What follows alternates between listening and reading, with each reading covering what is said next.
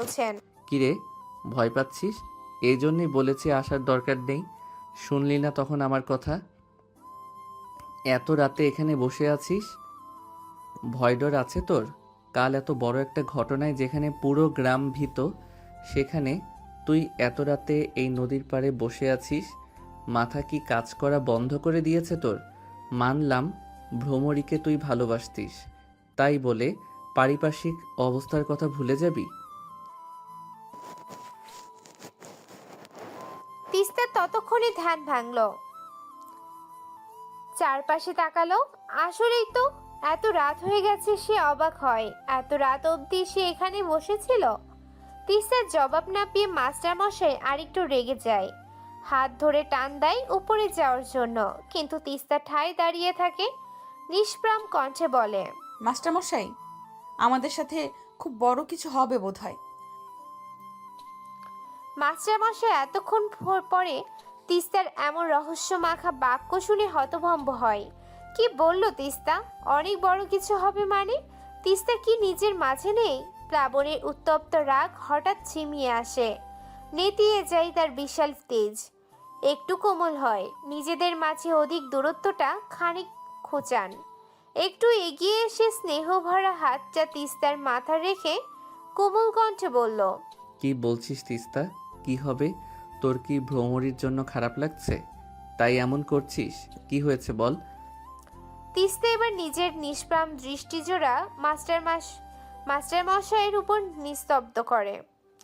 বৃষ্টির মাঝেও তিস্তার চোখের কোণে থাকা অশ্রুর কণাগুলো বেশ বোঝা যাচ্ছে। প্লাবনের টর্চ লাইটের আলোয় তিস্তার চোখের কোণে অশ্রুকণাগুলো চিকচিক করে উঠল। মানবীর চোখের কোণে অপ্রত্যাশিত অশ্রু দেখে ভীত হলো প্রেমে লেপ্টে থাকা পুরুষ। আহ্লাদের স্বরে বলল, কাঁদছিস কেন তিস্তা? কি হয়েছে? চর দিয়েছি বলে কাঁদছিস? আচ্ছা, আর মারবো না, তবুও কাঁদিস না। প্লাবনের কোমল কণ্ঠে আহ্লাদ পেয়ে যায় তিস্তার চোখের অশ্রুকণাগুলো। আগের চেয়ে দ্বিগুণ বেগে তারা ছড়তে আরম্ভ করলো। তিস্তা ভীত হলো, তার হঠাৎ করে ভীষণ ভয় চেপে উঠল। সেই স্থান, কাল, পাত্র সব ভুলে গেল এক নিমিষেই। দ্রুত গিয়ে মাস্টার মশাইয়ের হাত জড়িয়ে ধরল, পৃথিবীর সব আকুতি ঢেলে দিল তার কণ্ঠে। একটু আশার আলোর খোঁজে মাস্টার মশাইয়ের হাতখানা চেপে ধরে আকুতি মাখানো কণ্ঠে বলল, আমাকে বাঁচান মাস্টারমশাই, আমি মরতে চাই না, আমাকে বাঁচান। মৃত্যু খুব কঠিন, আমি মরবো না। ভুল জায়গায় এমন অপ্রত্যাশিত কথা শুনে একটু থমকে যায় প্লাবন। তিস্তা মৃত্যুর কথা কেন বলছে? মেয়েটা কি ধীর ধীর উন্মাদ হচ্ছে? এহেন কথা কেন বলছে মেয়েটা? অতিরিক্ত শোকে কি তার মস্তিষ্কের সচলতা হারিয়েছে? প্লাবনকে চুপ থাকতে দেখে তিস্তার ভীত মনে আরো ভয় ঢুকে গেল। তবে কি মাস্টার মশাই তাকে বাঁচাবে না? এই পৃথিবীতে হঠাৎ করেই বেঁচে থাকার ভীষণ ইচ্ছে জাগছে তিস্তার। ভ্রমরীর করুণ মৃত্যু দেখেই হয়তো তার এমন মৃত্যুজাতির উদয়। সে ভীত কণ্ঠে আবার বলল, আমাকে বাঁচাবেন না মাস্টারমশাই, আমাকে বাঁচাতে পারবেন না আপনি। তবে কি আমিও মারা যাব? জমিদারের বউ মধুসুখীর মতো অত ভালোবাসা না পেতেই আমি মারা যাব? প্লাবন হতভম্ব। মেয়েটা কি বলছে আবল তাবল? সে তিস্তার বাহুতে ভরসার হাত রেখে বলে, তুই কেন মরবি? মৃত্যু কি এত সোজা? এসব বলছিস কেন? কারণ মধুসুখী জীবিত হওয়া শুরু করেছে বোধহয়। বৃষ্টির দাপটে কথাটা খানিক অস্পষ্ট হয়ে কানে যেতেই ভড়কে যায় প্লাবন। বিস্মিত কণ্ঠে বলে, কি? তিস্তা আর ডান হাতে তর্জনী আঙুলটা সামনের দিকে তাক করলো, অদ্ভুত কণ্ঠে বলল, মধুসুখী আজ বৃষ্টির জল শুষে নিচ্ছে না, তার মানে সে জীবিত হতে চাচ্ছে। তার মানে আমাকে মরতে হবে মাস্টারমশাই। আমি জন্ম নিয়েছি আর মধুসুখী মৃত ঘোষিত হয়। এই মধুসুখী জীবিত হচ্ছে, তবে কি আমার মৃত্যু ঘনিয়ে এলো? প্লাবন তিস্তার কথার ভিত্তিতে সামনে তাকায়। টর্চের আলো মধুসুখের উদ্দেশ্যে মারতেই পিলে চমকে ওঠে তার, না চাইতেও দু পা পিছিয়ে যায়। মনে ভেসে ওঠে কিছু যুক্তিহীন বিশ্বাস। মধুসখীতে আজ খড়খড়ে মাটি নেই, ভিজে উঠেছে সে। এত বছর পর তার এহেন পরিবর্তন কেন? তবে কি না, আর ভাবতে পারে না প্লাবন। নিজের অবস্থান ভুলে যায় সে। জড়িয়ে ধরে তিস্তাকে, ভীতকণ্ঠে বলে, এসব কি বলছিস তুই? কিছু হবে না তোর। কিসের সাথে কি মিলাচ্ছিস? দেখবি কাল রোদের আলো পড়তেই মধুর সখী আবার খড়খড়ে হয়ে গিয়েছে। তুই চিন্তা করিস না। তিস্তা কি ভেবে যেন খানিক হাসে, নিভু নিভু কণ্ঠে বলে, আমায় বাঁচাবেন না মাস্টারমশাই? নাকি মধুসুখী বেঁচে যাবে? গ্রামের জেলেদের ঘর কি তবে রমরমা হবে আবারও? প্লাবন আর কিছু বলার আগেই অনুভব করলো তিস্তার শরীর ছেড়ে দিয়েছে। হাত পা সব ঠান্ডা হয়ে গিয়েছে। অনেক সময় একটানা বৃষ্টিতে ভেজার ফলে হয়তো এ দশা। প্লাবন আর এক মুহূর্ত সময় নষ্ট না করে তিস্তাকে কোলে তুলে নিল। ধীরে ধীরে সিঁড়ি ভেঙে উপরে উঠছে। তার মনে হচ্ছে মধুসখী পিছন থেকে তার পা টেনে ধরছে। সুন্দর মধুসখী হয়তো রাক্ষসী রূপ ধরে বলছে তিস্তাকে তার কাছে দিয়ে যেতে। মাস্টারমশাইয়ের ভীত মন আরো ভীত হলো। সে দৌড়ে সিঁড়ি ভেঙে পড়ে উঠে গেল। মধুসখী কেন? কাউকেই সে দিবে না তিস্তাকে। তিস্তা কেবল তার। তিস্তার নিস্তেজ শরীরটার দিকে তাকিয়ে বারবার ডুকরে কেঁদে উঠেছে লতিকা বেগম। তিস্তার বাবাও মন খারাপ করে বসে আছে চার পায়াটায়। তিস্তার মা কেবল মেয়ের মাথার কিনারায় বসে জলপট্টি দিয়ে যাচ্ছে। প্লাবন দরজার কোণায় দাঁড়িয়ে আছে। এত রাতে গ্রামে ডাক্তার পাওয়াটা অসম্ভব হলেও এত রাতে তিস্তা ডাক্তারের চিকিৎসা এত রাতে গ্রামে ডাক্তার পাওয়াটা অসম্ভব হলেও এত রাতেও তিস্তা ডাক্তারের চিকিৎসা পাচ্ছে। তাও গ্রামের ডাক্তার না, শহরের ডাক্তার। মোড়ল সাহেবের বড় ছেলে মাহিন গত সপ্তাহে সে শহর থেকে এসেছে। শহরে সে ডাক্তারি পড়াশোনা করে। গ্রামের লোকে বলে মোড়লের পুরো উল্টো তার ছেলে, যেমন ভদ্র তেমন নম্র, অনেক মিশুকও। সে ডাক্তারি পড়াশোনা করছে বর্তমানে। তিস্তার এমন অবস্থা দেখে দিক বেধিক ভুলে তিস্তার বাবা শেষমেশ মাহিনের কাছে যায়। এত ঝড় বৃষ্টিতে মোড়ল ছেলেকে আসতে দিতে না চাইলেও মাহিন বাবার কথা অমান্য করে ছুটে আসে। নিজের কাছ থেকে কিছু ওষুধপত্র তনয়ার দিকে এগিয়ে দিল মাহিন। বেশ নম্র কণ্ঠে বলল, চাচি, এই ওষুধগুলো ওরে খাইয়ে দিবেন। রাতের মাঝে জ্বর নেমে যাবে আশা রাখি। তনয়া বেগম দ্রুত ওষুধগুলো নিয়ে মাথা নাড়িয়ে কৃতজ্ঞতার স্বরে বললেন, আপনি বড় উপকার করলেন। আমি মাহিন ছোট্ট হাসি দিয়ে বলল, আমি আপনার ছোট। আপনি অন্তত আমাকে আপনি বলে লজ্জা দিবেন না। আপনার ছেলের মতোই আমি। আজ তাহলে আসে। তিস্তার বাবা আমান শেখ উঠে দাঁড়ালো। ইতস্তত ভরা কণ্ঠে বলল, আপনার পারিশ্রমিকটা কত যদি বলতেন। মাহিন উঠে দাঁড়ালো। বিনয়ী কণ্ঠে বলল, লজ্জা দিবেন না এইসব বলে। আমরা একই গ্রামে, আমাদের আবার কিসের পারিশ্রমিক? আপনাদের জন্যই ডাক্তারি পড়ছে, আপনাদের কাজে আসার জন্যই তো এত সব। রাতে কোনো সমস্যা হলে নির্দ্বিধায় আমাকে জানাবেন। আজ আসি তাহলে। অতঃপর মাস্টার মশাইয়ের দিকে তাকিয়ে বলল, আপনি তো গ্রামের সবার পছন্দের মাস্টার মশাই প্লাবন, তাই না? আপনার অনেক প্রশংসা শুনি, আজ দেখেও নিলাম। একদিন দেখা করব আপনার সাথে। ভালো থাকবেন। মাস্টার মশাইও বিনয়ের সাথে মাথা নাড়ালো, যার অর্থ আচ্ছা। মাহিন নিজের ব্যাগটা নিয়ে বের হয়ে গেল। তার কাছে তার পিছে পিছে এগিয়ে দেওয়ার জন্য আমান শেখও গেল। মাহিন বের হতেই লতিকা বেগম মুক্ত কণ্ঠে বললেন, এতদিন শুইনা আইসি এ পোলা নাকি অনেক ভালা। আজ দেখলাম ও মোরলের মতন চামড়া বেড়ার। এত ভালো পোলা, তারে উপরওয়ালা বাঁচায় রাখুক। তিস্তার মা তনয়া বেগমও তিস্তার মাথায় জলপট্টি দিতে দিতে কৃতজ্ঞতার হাসি দিলেন।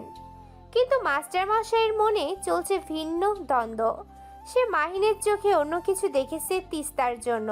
মুগ্ধতা বলা যায় সেটাকে। গ্রামে ভোমরির মৃত্যুর খবরের সাথে আলোড়ন জাগিয়েছে আরেকটা খবর। মৃত্যু মধুসখীর খড়খড়ি ভাব উধাও হওয়ার খবর। এখনো পানি আসেনি, তবে মৃতভাবটা এখন নেই। আগের মতন অত খরা নেই। নদীর বুক এখন কোমল হয়েছে, মাটি নরম। জেলেদের মুখে অসাধারণ হাসি। নতুন সুখের দেখা মিলবে বলে। মধুসখী নদীটা বেশ লক্ষ্মী নদী। এ বেঁচে উঠলে জেলেদের ঘরে পরিপূর্ণতা দিবে দুহাত ভরে।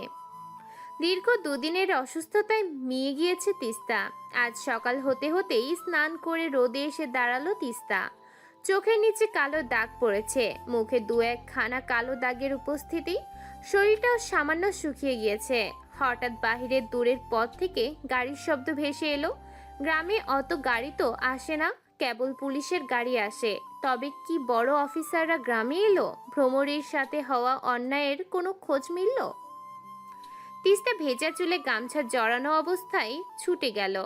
তনয়া বেগম তখন রান্নাঘরে কেবল ভাতের হাঁড়ি বসিয়ে দিল। গরম ভাত খেয়ে আমান শেখ দোকানে যান। বাজারে তার বড় মুদির দোকান আছে। সৃষ্টিকর্তার অশেষ কৃপায় তার আর্থিক অবস্থা বেশ ভালো। তিস্তাও আজ স্কুলে যাবে। গরম ভাত পেটে থাকলে মাথা ঠান্ডা থাকবে। পেট শান্তি মানেই দুনিয়া শান্তি। মেয়েকে হঠাৎ ছুটে যেতে দেখে তনয়া ডাক দিল চওড়া কণ্ঠে। কে শুনে কার কথা? কে শুনে কার ডাক? তনয়ার ডাকে ঘর থেকে আমান শেখ বেরিয়ে আসলেন। ছোট্ট কণ্ঠে খানিকটা বিরক্ত ভাব মিশিয়ে বললেন, কি হয়েছে? সারের মতন চেঁচাচ্ছ কেন? বাড়ির বউয়ের গলা গঞ্জের হাট অবধি পৌঁছচ্ছে বোধ হয়। তনয়া বেগম খেপে গেলেন। অসন্তোষজনক কণ্ঠে বললেন, আমি কি করব? মেয়ে একটা তো হয়েছে উড়নচণ্ডী, এই জ্বরে গোসল দিল, এখন আবার কই যেন ভেজা চুলে ছুটে গেল। কি করব আমি এই মেয়ে নিয়ে? আগুনে ভাত চড়িয়েছি, আপনি একটু গিয়ে দেখুন না কোথায় গেল। মাথা আবার ঘুরিয়ে টুরিয়ে পড়ে গেলে হবে আর এক কেলেঙ্কারি। আমান শেখের কপালে ভাঁজগুলো আরেকটু গাঢ় হলো। বিরক্তিটা সরে গিয়ে ভাঁজ পড়ল চিন্তার। মেয়েটা এত অসুস্থতার মাঝে ছুটোছুটি করছে। এই মেয়েটাকে নিয়ে সে যত চিন্তা করে, বড় মেয়েটাকে নিয়ে তার এক ভাগ চিন্তাও করতে হতো না। চিৎকার চেঁচামেচি না করে একে ওটা বললেই তো পারতে।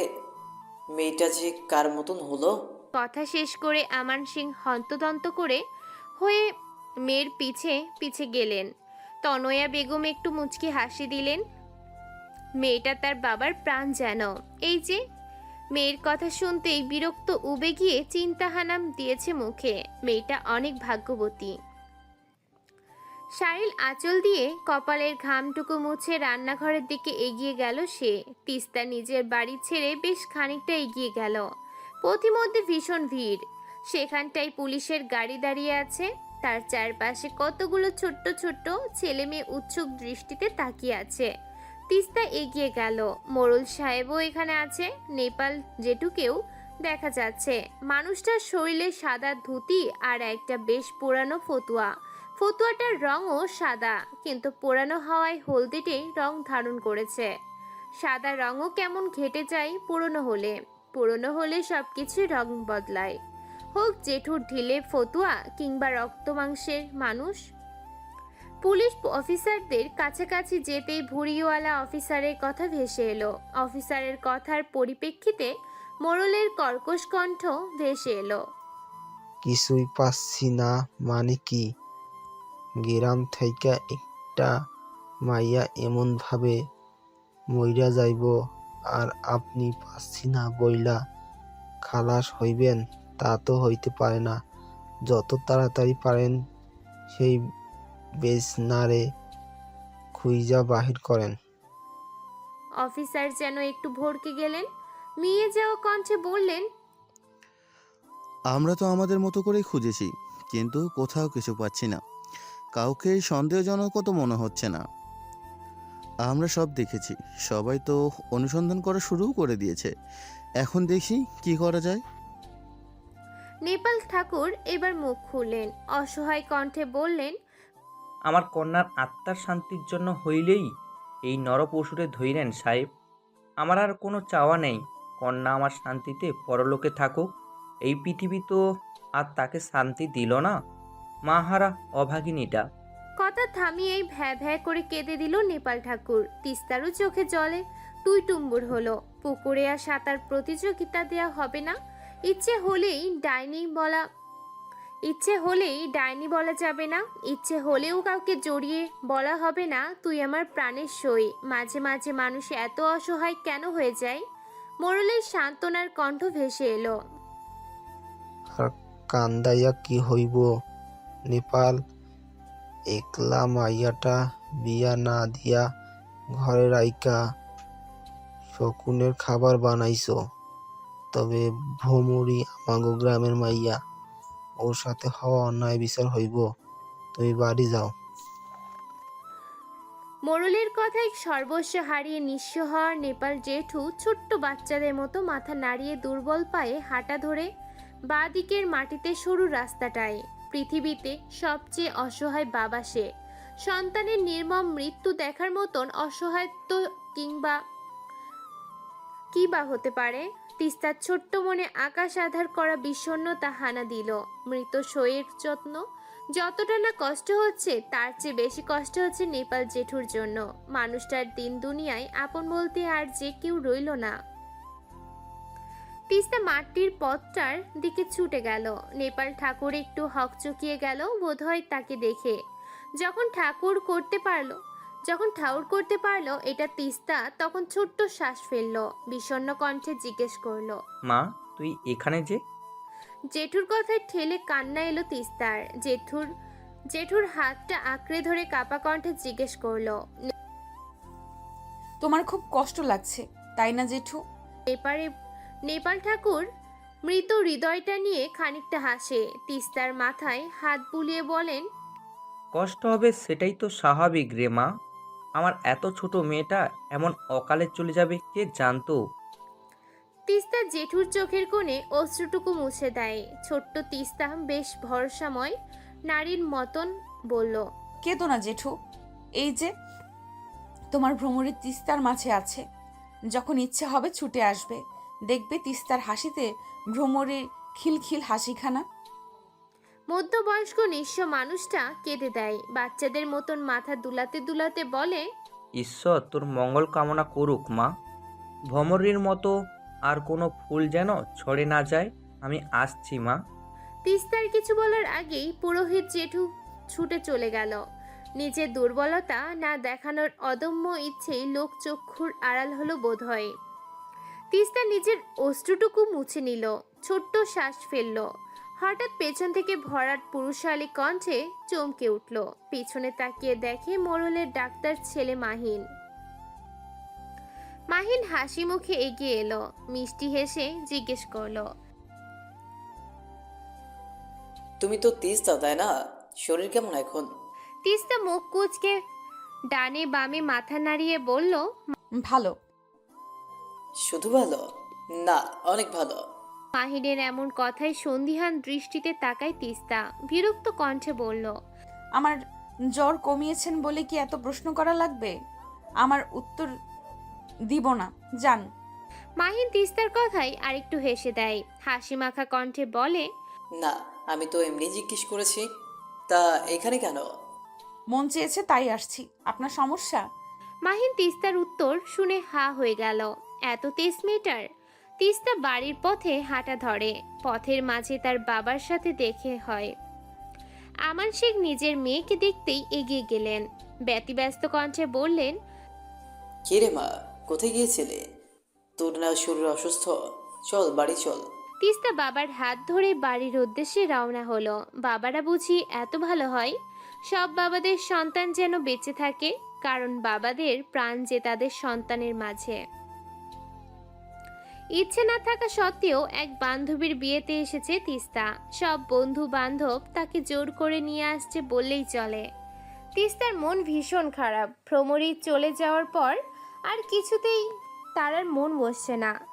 তার মাঝে গত 2 দিন যাবৎ মাস্টার মশাই গ্রামে নেই, স্কুলের কাজে সদরে গেছে। হঠাৎ তিস্তা অনুভব করলো তার পিছে কেউ দাঁড়িয়েছে। চমকে তাকাতে দেখলো মাস্টার মশাইয়ের হাসি হাসি মুখ। তিস্তাকে তাকাতে দেখে মিষ্টি হাসি দিয়ে বলল, কি রে, তুই এসেছিস? ভালো হয়েছে, ঘর থেকে বের হয়েছিস। সবার সাথে মিশলে ভালো লাগবে। কে শুনে কার কথা? দীর্ঘ 2 দিন মাস্টার মশাইকে না দেখার তৃষ্ণা মিটাতে ব্যস্ত তিস্তা রানী। এই মানুষটাকে না দেখে মনের মাঝে মরুভূমির সৃষ্টি হয়েছে।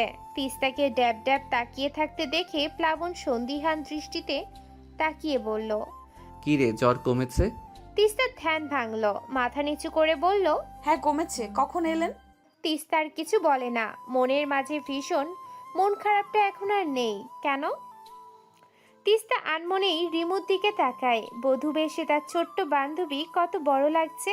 হঠাৎ একটা বিষয় নজর কাড়ে তিস্তার। রিমুর বর। রিমু ঘেমে গেছে বলে তার রুমালটা আড়ালে এগিয়ে দিল। ভীষণ মিষ্টি একটা দৃশ্য। হঠাৎ তিস্তা মাস্টার মশাইয়ের দিকে তাকিয়ে আনমনেই বলল। আমার না ভীষণ বিয়ে বিয়ে পাচ্ছে মাস্টারমশাই। তিস্তা নিচু কণ্ঠে স্বচ্ছ কথায় হতভম্ব মাস্টার মশাই। এই মেয়ে কি বলছে? বিয়ে বিয়ে আবার পাই কিভাবে? আজ কতদিন যাবৎ একটানা বৃষ্টি হচ্ছে। বৃষ্টির জন্য ঘরের বাহিরে পা রাখা যাচ্ছে না। তিস্তা মুখ ফুলিয়ে পাঠশালার বাহিরে তাকিয়ে রইল। বরাবরই তার বৃষ্টি প্রিয়, কিন্তু এখন বৃষ্টিতে তার রাজ্যের ভয়। বৃষ্টি হচ্ছে আর মধু সখী একটু একটু বাড়ছে। না চাইতেও মন ডাকছে। বাহিরের বৃষ্টিময় দৃশ্যটা অবশ্য তার খারাপ লাগছে না। ভিজে মাটি সিক্ত পাতা, এই যেন মনোরম কোনো দৃশ্য, যা সারাদিন দেখলেও শেষ হবে না।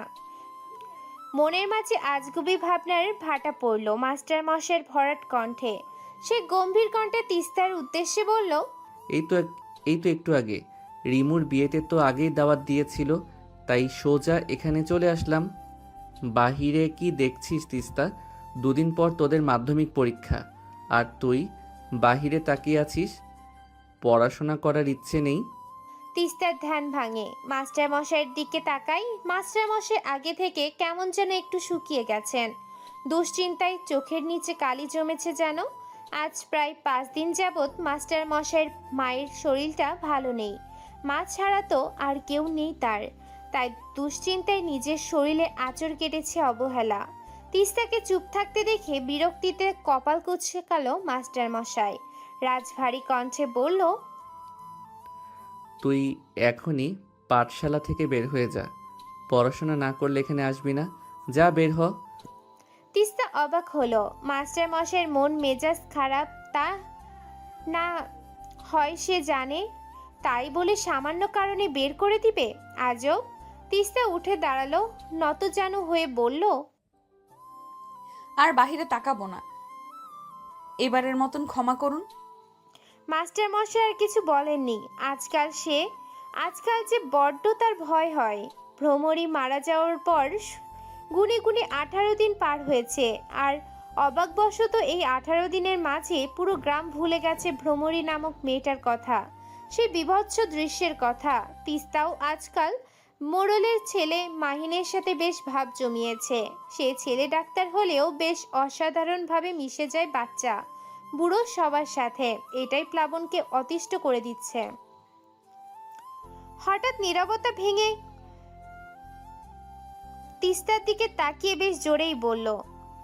পুরো নিশ্চুপ ঘরখানায় টিনের বৃষ্টি শব্দকে ছাপিয়ে কথাটা যেন মাস্টারের মস্তিষ্ক হতে হৃৎপিণ্ডে তড়িৎ গতিতে পৌঁছালো।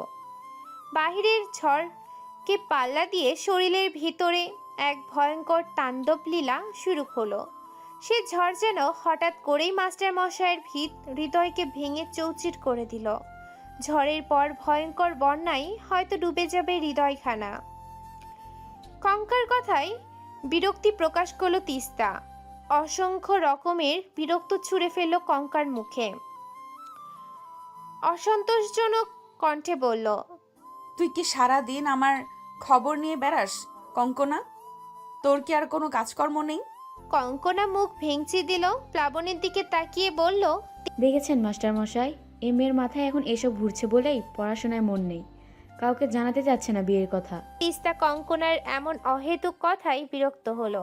হ্যাঁ, পরশুদিন তার জন্য পাশের গ্রাম থেকে একটা বিয়ের প্রস্তাব এসেছিল ঠিকই, কিন্তু তার বাবা তো সাথে সাথে না করে দিয়েছে।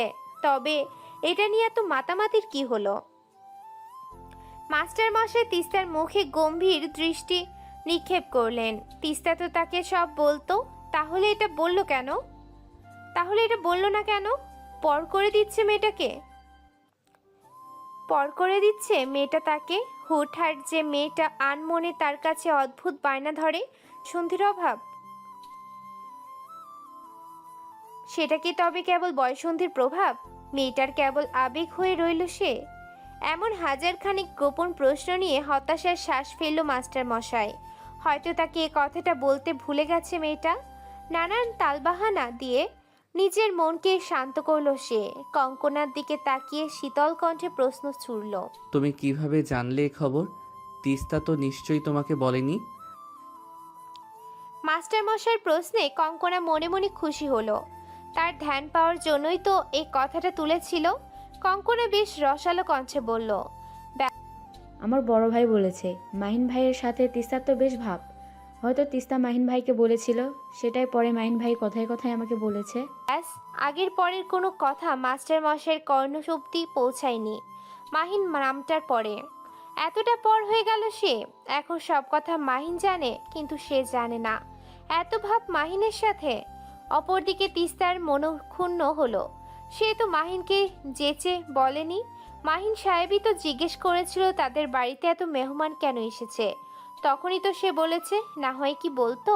মাস্টার মশাইকে তো সব বলে, তাছাড়া কাউকে বলে না কোনো বিষয়। এখন মাস্টার মশাইয়ের মন মেজাজ খারাপ, তাই বলেনি। প্লাবনের মনটা হঠাৎ থিতিয়ে গেল। ভীষণ তিক্ততা ছড়িয়ে গেল শিরায় শিরায়। আর ভালো লাগছে না কিছু। দাঁড়িয়ে থাকাটাও কেমন অসহ্য লাগছে। কোনো মতে কাঠের চেয়ারটাই গিয়ে বসলো সে। মিয়ে যাওয়া কণ্ঠে বলল, আজ সবার ছুটি, বাড়ি গিয়ে পড়তে বসো। কিছুদিন পরই মাধ্যমিক পরীক্ষা।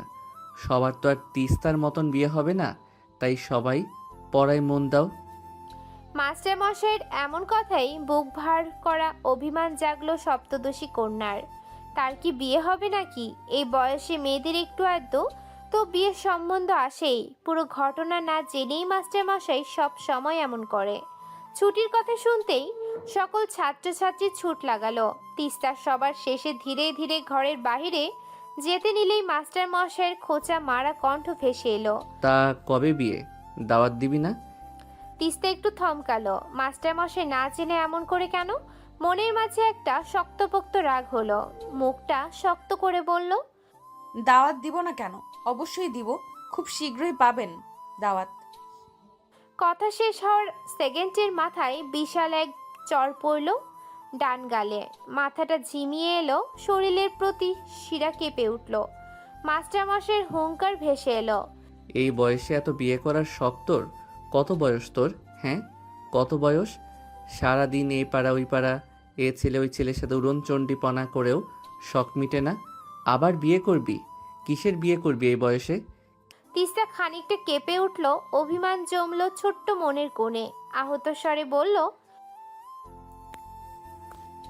কি বলছেন এসব মাস্টার মশাই? কি বলছিস তুই বুঝিস না? আর এই মেয়ে তোর মাহিনের সাথে এত কি? ওর সাথে এত কিসের ঘুরঘুর? তোর হাত পা ভেঙে ঘরে বসিয়ে রাখবো। এখন সব কথা মাহিনকে বলা হয়, তাই এত আপনও? তিস্তার অশ্রুবাত মানল না। তিস্তা মুখ ঘুরিয়ে বলল, আপনি অনেক খারাপ মাস্টার মশাই, অনেক খারাপ। আমি আর আপনার মুখ দর্শনও করতে চাই না, কখনো না। প্লাবনের জ্বলন্ত অগ্নিশিখার ন্যায় রাগটা হঠাৎই শীতল বরফে পরিণত হলো। তার মুখ দর্শন করতে চায় না মেয়েটা। সে এত খারাপ? মাস্টার মশাই দু পা পিছিয়ে গেল। কাঠের চেয়ারটায় বসেই পড়ল বিনা শব্দে। তিস্তা ছুটে দরজা অবধি চলে গেল, কিন্তু বের হলো না। কিছুক্ষণ দাঁড়ালো, নিজেকে ধাতস্থ করলো। মাস্টার মশাইয়ের দিকে না তাকিয়েই বলল, আমার কোনো বিয়ে ঠিক হয়নি, কেবল প্রস্তাব নিয়ে এসেছিল। ডাক্তারকে আমি এটা বলিনি। সে আমায় জিজ্ঞেস করেছিল এত মেহমান কেন এসেছে, তাই আমি বলেছিলাম আপনার কতদিন ধরে মন খারাপ চাচির অসুস্থতার জন্য, তাই আপনারেও বলিনি। আপনি সব সময় কঙ্কনার কথা শোনেন। আর কখনো আসবো না আমি, কখনো না। প্লাবন কেবল চুপ করে বসে রইল। কেমন যেন অতিষ্ঠ হয়ে উঠল নিজের উপর। সে সত্যিই খারাপ। স্কুল প্রাঙ্গণে তিস্তা প্রায় ঘন্টাখানেক হলো এসেছে, কিন্তু আজ মাস্টার মশাইয়ের দেখা পায়নি। হয়তো স্কুলে আসেননি। কাল বাড়ি আসার পর আর মাস্টারমশাইয়ের সাথে দেখা হয়নি। সে আর বাইরে বের হয়নি। কাল সারাদিন বৃষ্টি থাকলেও আজ আকাশ পরিষ্কার, রোদ উত্তপ্ত। মনমরা হয় সবটা ক্লাস করলো তিস্তা। মাস্টারমশাইকে কাল কতগুলো খারাপ কথা বলেছে সে।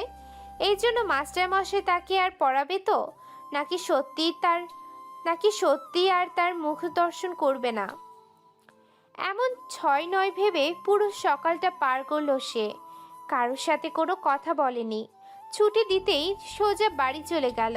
দ্রুত স্নান করে তৈরি হলো পড়তে যাবে বলে। আজ একটু সেজেছেও। মাস্টার মশাইয়ের পা ধরে ক্ষমা চাইবে দরকার হয়, তবুও সে মাস্টার মশাইয়ের কাছেই পড়বে। নিজের উড়ন্ত মনে দ্রুত তৈরি হয়ে উঠোনে ব্যাগ নিয়ে আসতেই তনয়া বেগমের কণ্ঠ ভেসে এলো। সে বিস্ময় মাখানো কণ্ঠে জিজ্ঞেস করলো, কোথায় যাচ্ছ তিস্তা? তিস্তা খানিক বিরক্ত হলো। প্রতিদিন এ সময় কোথায় যায় সে মা জানে না, তবুও জিজ্ঞেস কেন করছে। বিরক্ত হয়ে সে বলল, পড়তে যাচ্ছি। তনয়া বেগম রান্নাঘর থেকে বেরিয়ে এলো। অবাক কণ্ঠে বলল, কার কাছে পড়তে যাচ্ছ? তোমার মাস্টার তো বাড়িতে নেই। মায়ের কথা কর্ণকুহুরে পৌঁছাতেই তিস্তার কপাল কুঁচকে গেল। অবাক কণ্ঠে বলল, বাড়িতে নেই মানে কোথায় গেছে? তনয়া বেগম বিস্মিত কণ্ঠে বলল, কেন, তুমি শোনোনি? তার মা যে অসুস্থ হয়ে পড়েছে। তারা তো আজ ভোরে শহরে গেছে। বড় ডাক্তার না দেখালে তার মা মারা যাবে। অনেক চিকিৎসার প্রয়োজন। আর হয়তো গ্রামে আসবে না। চিকিৎসার জন্য তারা প্রবাসে যাবে মনে হয়। তিস্তা একটু থমকালো। মাস্টারমশাই শহরে গেছে, তাকে একবারও বলে গেল না যে? মাস্টারমশাই কি তবে তাকে আর দেখবে না? ছোট্ট মেয়েটার বুকের মাঝে বিষণ্ণতার পাহাড় থামলো। ছোট্ট মেয়েটার বুকের মাঝে বিষণ্ণতার পাহাড় নামলো। সে ছুটে বেরিয়ে এলো মাস্টারমশাইয়ের বাড়ি যাওয়ার উদ্দেশ্যে। পিছন থেকে তনয়া বেগম ডাকলেও শুনল না। সে মানে না মাস্টারমশাই তাকে না বলে চলে যাবে। মাস্টারমশাইদের সদর দরজাটা বাহির থেকে ছিটকানি দেওয়া, তালা লাগানো না। দরজাটা খুলতেই ফাঁকা বাড়ি চোখে পড়ল তিস্তার। কাক পক্ষীও নেই বাড়িটাই, ধুধু মরুভূমি যেন। তিস্তা হঠাৎ খেয়াল করলো এই বাড়িটার মতন তার হৃৎপিণ্ডটাও খালি। চোখের কোণে বাদ মানল না অশ্রুকণা। ক্ষেতের সরু মাটির পথটা দিয়ে ছুট লাগালো তিস্তা। মাস্টারমশাইয়ের নিশ্চয় অনেক অভিমান জমেছে, তাই তো তাকে বলে যায়নি। কবে আসবে মাস্টারমশাই? আর আসবে তো? তিস্তার মনে পড়ল প্রায় 2 বছর আগে ঠিকই এই পথটাতেই দেখা হয়েছিল এক ঝাঁক কোকড়া চুলওয়ালা স্নিগ্ধ পুরুষের সাথে। মধ্যান্তেই আগমন হয়েছিল মাস্টারমশাইয়ের। তবে 2 বছর পর তার বুকের বাপাস খালি করেই সে মধ্যাংশে মাস্টারমশাই চলে গেল। একরাশ বিষণ্ণতার সমুদ্রে ডুবাতেই বুঝি এসেছিল মানুষটা। আর আসবে তো এমন উত্তপ্ত মধ্যান্তের মাস্টারমশাই? নাকি অতিথি পাখির মতোই সে দেখা দিয়েছিল? মাস্টারমশাইয়ের পড়ার ঘরখানায় দমকা বাতাসে টেবিলের উপর থেকে একটা ছোট্ট চিরকুট পড়ে গেল, যেখানে গোটা গোটা অক্ষরে লেখা ছিল, তিস্তা যার মুখ হৃদয় অঙ্কিত তাকে কিভাবে দর্শন না করি। আমি ফিরব কোনো মধ্যাহ্নে। অপেক্ষা করিস? করবি তো অপেক্ষা। আমি ফেলে যাচ্ছি সপ্তদশীর কন্যাকে, হৃদয় মাঝে যে প্রতিনিয়ত বসন্ত আঁকে। তাড়াহুড়োতেও চিরকুট লিখতে ভুলেনি মধ্যাহ্নের মাস্টারমশাই। কিন্তু এই চিরকুটখানা যে সে অবধি পৌঁছাতে পারল না। তবে কি এক স্নিগ্ধ মধ্যান্তের শুরু হওয়া গল্প এক বিষণ্ণ মধ্যান্ত দিয়েই শেষ হবে। ভীষণ যত্নে বিষণ্ণতা মাখানো দিন 2 পার করলো তিস্তা। মাস্টারমশাই ছাড়া কেবল মাস্টারমশাইয়ের বাড়িটা না, এই গ্রামের রাস্তা, স্কুলের মাঠ, মধুসখীর ঘাট, তিস্তার পার আর সপ্তদশীর হৃদয়খানা যেন হাহাকার করে উঠেছে। এ কেমন যন্ত্রণা, এ কেমন রিক্ততা! পুরো দুনিয়া যেন ধুধু মরুভূমি। গ্রীষ্মের চৌচির হওয়া পুকুরের মতন ভীষণ খরা পড়েছে হৃদয়ে। ইস, একটু বৃষ্টি, একটু প্রিয় মানুষের দেখতে পাওয়া তৃষ্ণায় ছোট্ট লাল হৃদয়টা বিষণ্ণতায় নীল হয়েছে। বেদনার রং যে নীল। চারদিকে আধার করা সন্ধ্যা নেমেছে। তিস্তার রুমের দরজাটা হা করে খোলা। চাঁদ উঠেছে আকাশে। বেশ বড়সড় চাঁদ। রাত হলে বিদ্যুৎ থাকে না। এই তো বছর 5 আগে গ্রামে বিদ্যুৎ এসেছে, কেবল নামের আশা আর কি। দিনের বেলায় সূর্য তার উদার হস্তে দুহাত ভরে অনেক আলো দান করে, আর তখনই ঘরে ঘরে কৃত্রিম আলো মানে বিদ্যুৎও থাকে। কিন্তু যেই সূর্য ঢেকে যায় আধারে, তখনই কৃত্রিম আলোও চলে যায়। বিদ্যুৎটা ঠিক সুসময়ের বন্ধু প্রভাতচার উদাহরণ হয়েছে। গ্রীষ্মকালে দিনের উত্তপ্ত রোদ টিনের চালে পড়ে ঘর গরম করে থাকে। গ্রীষ্মকালের দিনের উত্তপ্ত রোদ টিনের চালে পড়ে ঘর গরম হয়ে থাকে। রাত হলে ধীরে ধীরে সে গরম কেটে যায়, ঠান্ডা ভাব আসে। তবে আজ চারিদিকে বাতাস নেই, কেমন থম মারা আবহাওয়া। তিস্তা হঠাৎ অনুভব করলো পাশের রুম থেকে বাবা, দাদি আর আম্মার কেমন যেন ফিসফিস কণ্ঠ ভেসে আসছে। তিস্তা কান খাড়া করলো। আজকাল সবাই যেন তার গোপনে কিছু বলে। কেন? কি এমন কথা আছে যে সে জানতে পারবে না? কোনো বাহ্যিক শব্দ না থাকায় পাশের রুম থেকে কথাগুলো স্পষ্ট শোনা যাচ্ছে। তিস্তার মা রুক্ষ স্বরে বলছে, না, আমার মেয়ে এখনো ছোট। পাত্র যতই সুপুরুষই হোক না কেন, বিয়ে দেব না। তিস্তার অন্তরাত্মা কেঁপে ওঠে। তার বিয়ের কথা হচ্ছে কেন আজকাল? সে কাউকেই বিয়ে করবে না। মাস্টার মশাই যে অনেক রাগ করবে তার উপর। তিস্তার ভাবনার মাঝে দাদির গলা ভেসে এলো। সে বোঝানোর চেষ্টা করে বলছে, মাইয়া মানুষ পার করা হইল বড় দায়িত্ব। কার কি কখন হইয়া যায় কে জানে। এর আগে ঘাট থেকে বোঝা নামানো ভালা। আম্মা, আপনি উল্টাপাল্টা কথা বলবেন না। আমার মেয়েটা ছোট, আর এইসব শুনলে কষ্ট পাবে। এই কথা ওর কান অবধি যেন না পৌঁছয়। তিস্তার ছোট্ট শ্বাস ফেলে। যাক, বাবা মা তো তার পক্ষেই। হঠাৎ দাদির হেই কণ্ঠে বলা কথা ভেসে এলো, মাইয়া মানুষ হইল অল্প সময়ের অতিথি। তাগরে কয়েক বছর যত্ন কইরা পাইলা মাইনষের হাতে তুইলা দেওয়া হইল উচিত কাম। আমি তো আমার মাঝে আপনারে দেখি আম্মা। মেয়ে মানুষ অল্প সময়ের অতিথি কেন হবে?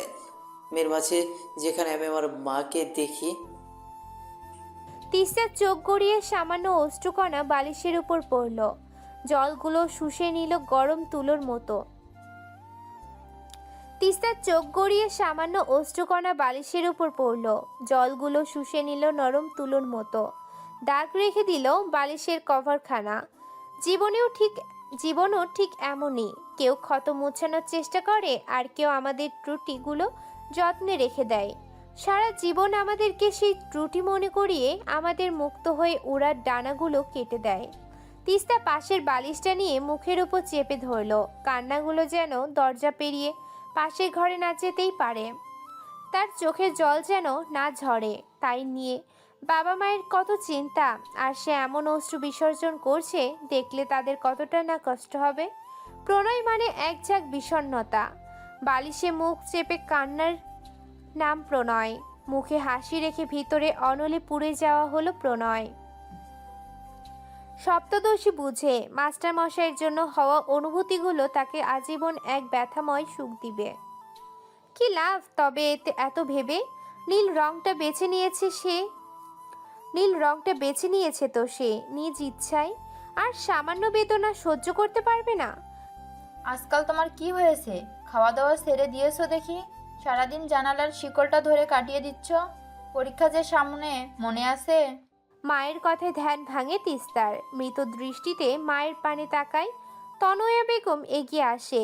একটু আগে রান্না শেষ হলো। গরম ভাত আর গরম ডালের সাথে বড় মাছের এক টুকরো ভাজি নিয়ে মেয়ের রুমে এসেছেন। মেয়েটা আজকাল কেমন মন খারাপ হয়ে থাকে।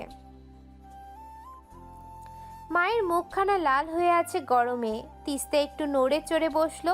নিজেকে যথেষ্ট স্বাভাবিক রেখে বলল, না তো আম্মা, কি হবে আমার? কিছুই হয়নি। তনয়া বেগম চৌকির ওপর বসলেন।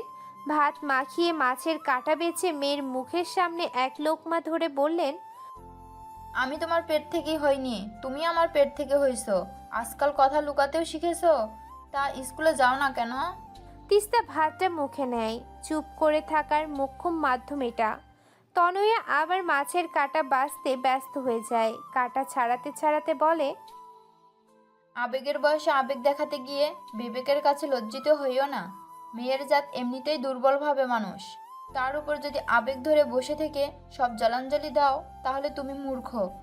যা হচ্ছে তা বদলানোর সাধ্য তোমার না থাকলেও তার নিশ্চুপে হতে দাও আর নিজের কাজ নিজে করে যাও। তিস্তা জানালার বাহিরে দৃষ্টি নিক্ষেপ করলো। মা কি তবে কিছু বুঝে গেল?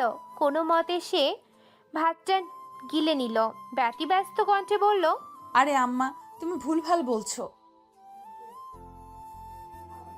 কয়দিন পর পরীক্ষা তো, তাই আমি পড়াশোনায় মন বসাতে চাইছি। স্কুলে গিয়ে আর কি হবে, সব পড়া তো দাগানো শেষ। এখন বাড়িতে পড়বো, আর মাস্টারমশাইও তো নেই। মাস্টারমশাইয়ের কথা মস্তিষ্কে নাড়া দিতেই কথা থেমে গেল তিস্তার। মাস্টারমশাই নেই? কে বলেছে নেই? সব সময় শরীরে থাকাকেই থেকে যাওয়া বলে? না থেকেও যে সারাটা সময় ভীষণ গভীরে লেপ্টে থাকে, তাকে থাকা বলে না। তনয়া বেগম আর কিছু বললেন না, মেয়েকে চুপচাপ খাইয়ে দিলেন। এটু থালাটা নিয়ে উঠে দরজা অবধি গিয়ে ফিরে তাকালেন। বেশ শীতল কণ্ঠে বললেন, ভালো নাম্বার না করলে মাস্টারমশাই রাগ করবে।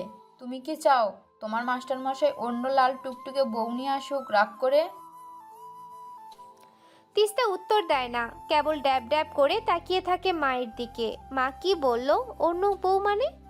তনয়া বেগম চাপা হেসে ঘর থেকে বেরিয়ে গেলেন। মায়ের মন মেয়েকে না বুঝলে কাকে বুঝবে?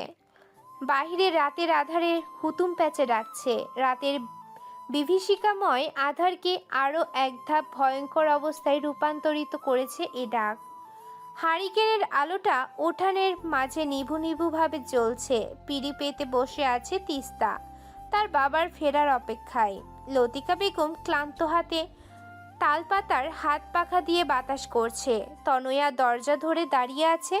দূর হতে শেয়ালের ডাক ভেসে আসছে। লতিকা বেগম বাতাস করতে করতে বললেন, যা তিস্তা, ঘরে গিয়ে ঘুমা। এত রাতে মাইয়া মাইনষের বাইরে থাকতে নাই। তিস্তা দাদির কথায় একটু বিরক্ত হলো। সবার বাবার জন্য চিন্তা হচ্ছে, আর দাদি কিনা আজগুবি ভাবনায় ব্যস্ত। তনয়া বেগম নিজের মেয়ের অভিব্যক্তি বুঝলেন। ছোট্ট কণ্ঠে বললেন, থাক না আম্মা, উনি আসলে না হয় যাইবো।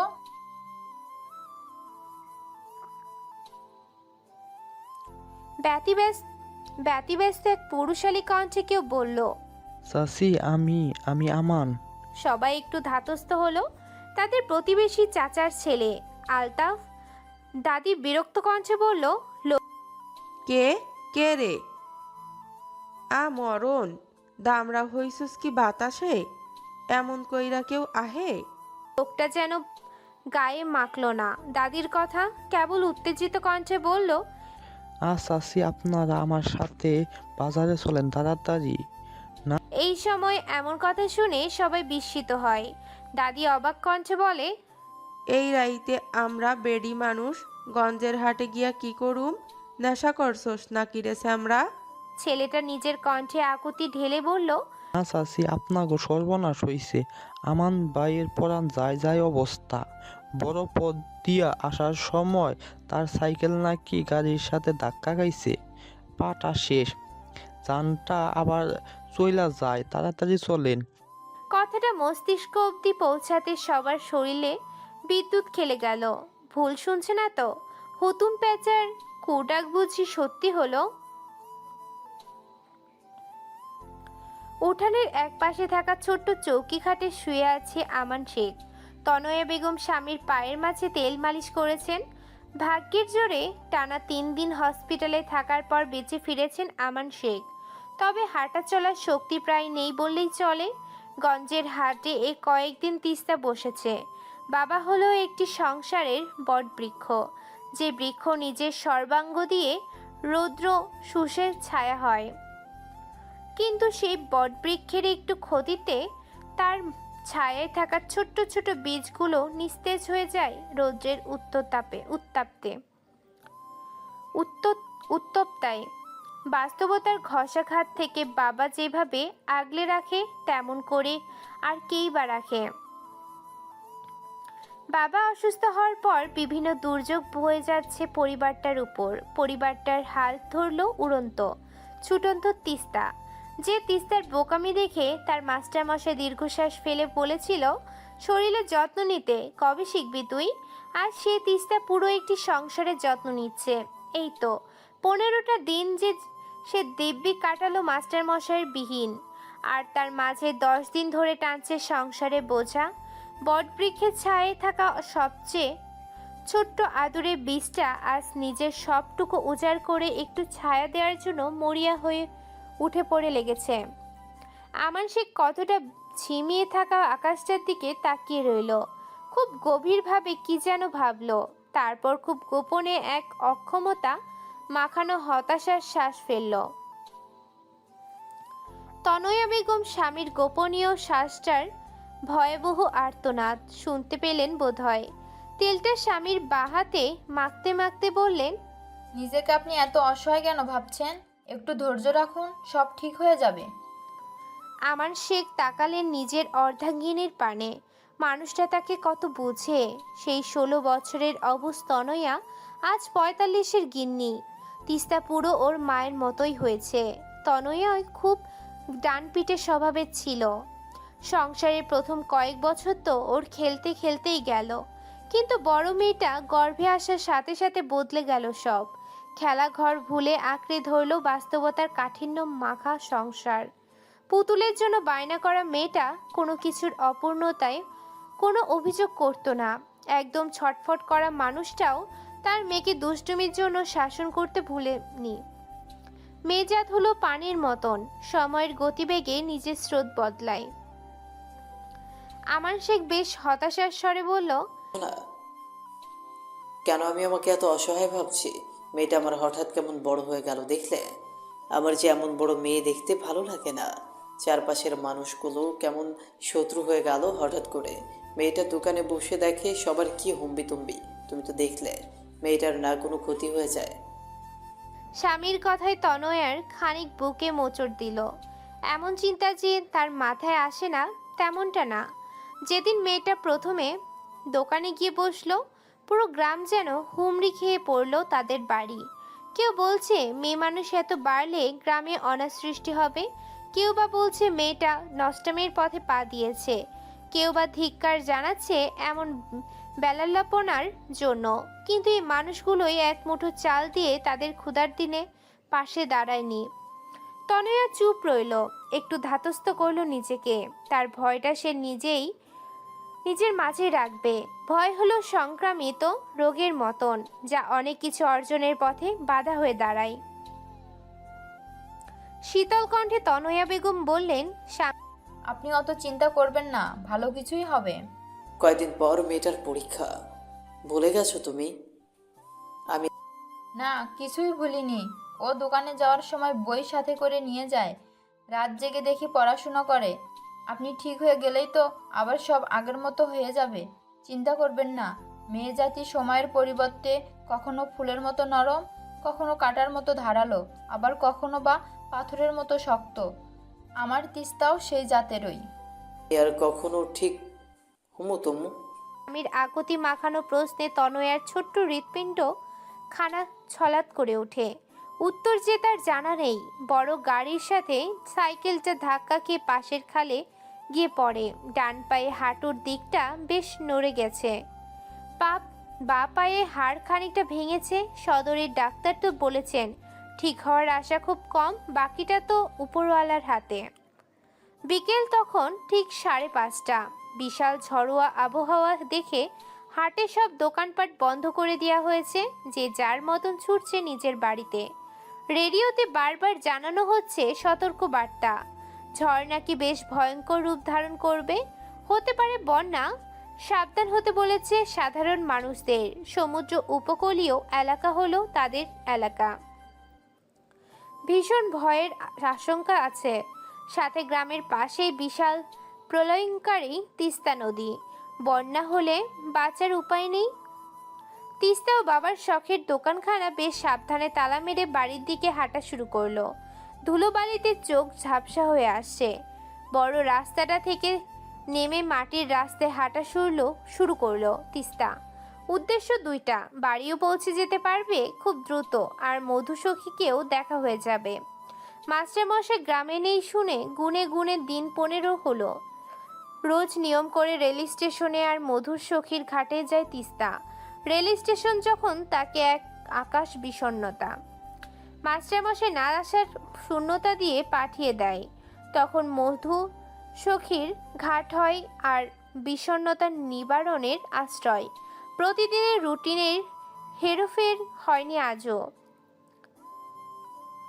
ভীষণ খারাপ আবহাওয়া থাকা সত্ত্বেও স্টেশন গিয়েছে। মাস্টারমশাই বিহীন ট্রেনটা দেখে হতাশার শ্বাস ফেলেছে, আবার নতুন উদ্যমে এক বুক আশা জমিয়ে ফিরছে বাড়ির পথে। টিনের চালে ঝমঝম করে বৃষ্টি পড়েছে। সময়টা আনুমানিক রাত 8টা কি 9টা হবে।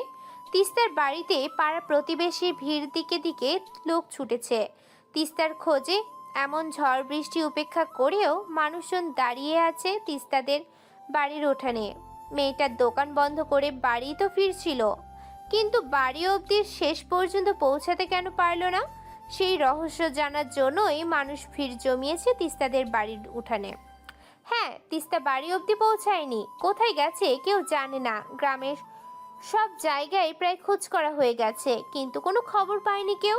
তনয়া বেগম ঠায় বসে আছে ঘরের দরজায়। মেয়েটা তার গেল কোথায়? বাজার থেকে যখন সব লোক বাড়ি ফিরছিল, সে সবাইকে জিজ্ঞেস করেছিল তিস্তা কোথায়। সবার এক জবাব, তিস্তার দোকান বন্ধ করে বাড়ির দিকেই আসছে। কিন্তু আধা ঘন্টা 1 ঘন্টা করে যখন কতগুলো ঘন্টা কেটে গেল, তখন মায়ের মন কু ডাকতে শুরু করলো। খোঁজ নিতে শুরু করলো আশেপাশে। এই বাড়ি ও বাড়ি করতে করতে পুরো গ্রাম ছড়ালো। শেখদের বাড়ির ছোট মেয়েটাকে খুঁজে পাওয়া যাচ্ছে না। মধ্যবয়স্ক পুরোহিত নেপাল ঠাকুর এ কথা শুনে ছুটে আসেন। ঝড় বৃষ্টি মাথায় নিয়ে ছুটছেন তিস্তার খোঁজে। সন্তান হারানোর কষ্ট সে বুঝে।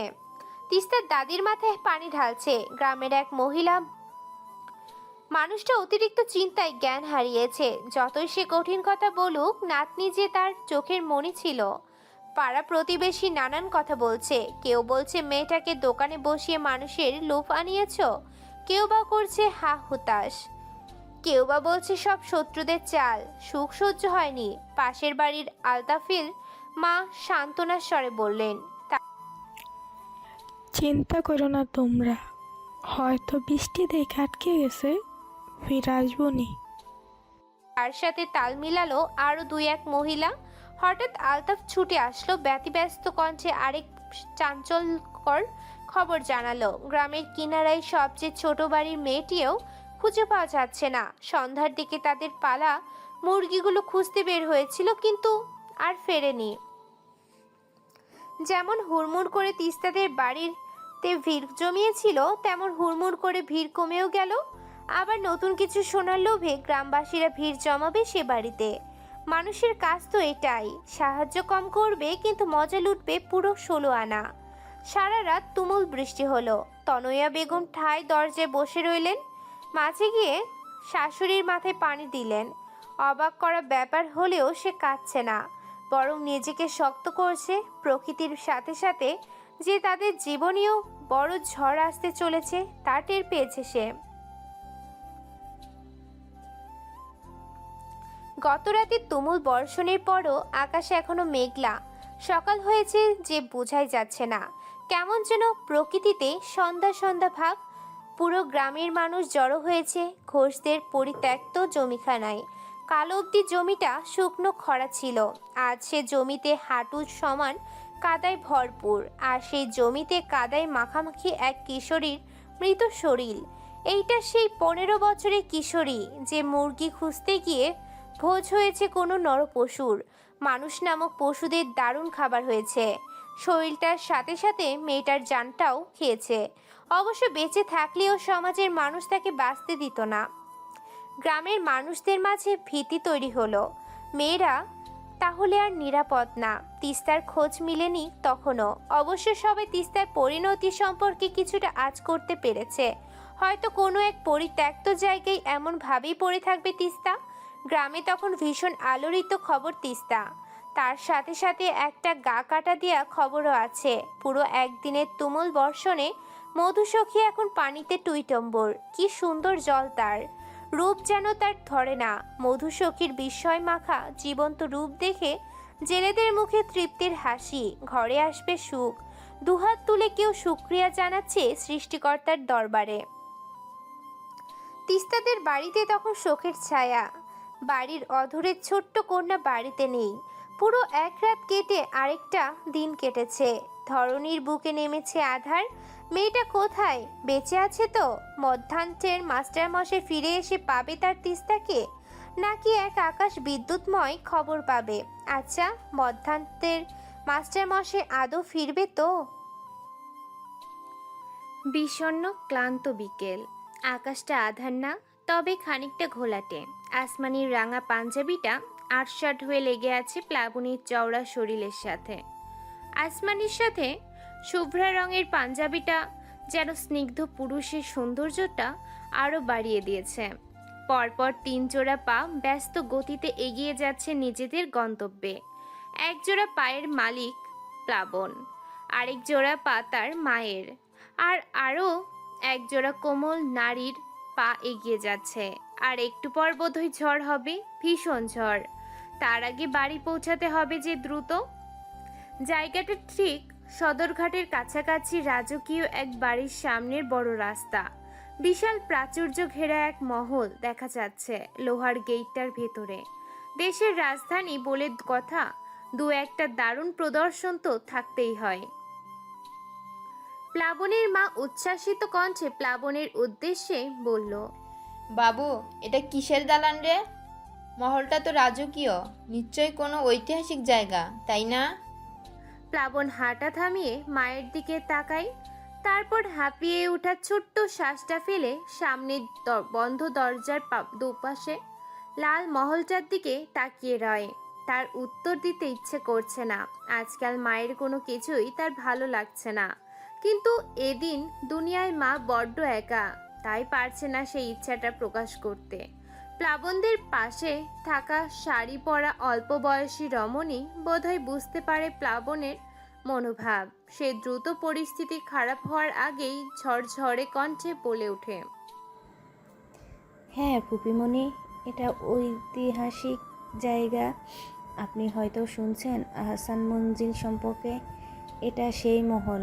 এর প্রতিষ্ঠা নওয়াব আব্দুল গনি।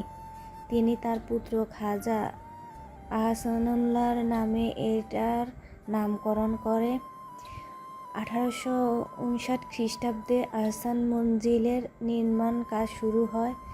1872 খ্রিস্টাব্দে শেষ হয়। দীর্ঘ অনেক দিনের যত্নে গড়া মহল এটা। ভিতরের পরিবেশ অসাধারণ।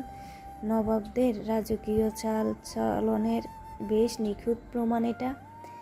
আপনাকে আমি বরং একদিন ঘুরতে নিয়ে আসব। এখানে নবাবদের স্নানাগার হতে বিশ্রাম কক্ষ অবধি সবটুকু জলজল সৌন্দর্যের নির্দেশন আছে। বর্ষা বেগম চোখ দুখানা কৌতূহলে ছলছল করে ওঠে। তার চেয়ে বেশি সে গর্ববোধ করে নিজের পছন্দের উপর। মেয়েটা কত কিছু জানে। এমনি এমনি কি আর মেয়েটাকে তার মনে ধরেছে? প্লাবন চুপ করে আর 2 কদম এগোতেই পেছন থেকে চিরপরিচিত ডাকটা ভেসে এলো। শহরে আসার পর ডাকটা যেন বিলীনই হয়ে গিয়েছিল। প্লাবন 1 সেকেন্ডও নষ্ট না করে পেছন ফিরে তাকায়। ততক্ষণে ধুতি আর ঢিলে ফতুয়া পরা বেশ বটে।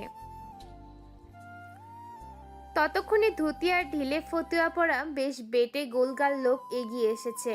কালো চামড়ায় ছুটে আসার জন্য সদ্য জন্ম নেওয়া ঘাম উকি দিচ্ছে। লোকটা প্লাবনের সামনে এসে হাতের উল্টো পিঠে মুখের ঘামখানা বেশ খানিকটা মুছে নিল। হাত জোর করার ভঙ্গিতে বললেন, পেন নাম নিবেন মাস্টার মশাই? তা আপনার শরীর ভালো তো? আমারে চিনেছেন? আমি হরপ্রসাদ ঠাকুর, ভূমির জেঠতুতো ভাই। অকপটে নিজের পরিচয় গড়গড় করে মুখস্থ পড়ার মতো বলে থামলেন সিদে সাদা লোকটা। প্লাবন মলিন হাসল। অবহেলার বাতাসে পথের ক্ষণিকটা মলিন ধুলো উড়ে গেল বোধহয়। আশেপাশে তখন ঘোলাটে ভাবটা গভীর হলো। মানুষজন তেমন নেই।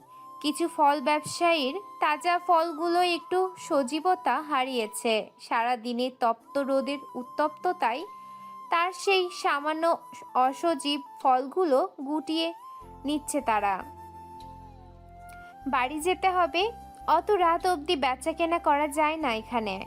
প্লাবন ভদ্রতার সহিতে উত্তর দিল। প্রণাম হরপ্রসাদ, তোমায় চিনব না? কি বলছো এসব? কেমন আছো তুমি? মাস্টার মশাইয়ের প্রশ্নে হরপ্রসাদ বেশ খুশি হলো। যাক, তাকে এত বড় মানুষটা মনে রেখেছে, সেটাই তো অনেক। খুশিতে জলজল করা চোখখানা নিয়ে লোকটা বলল। ভালো আছি। আপনার কুশলাদি বলেন।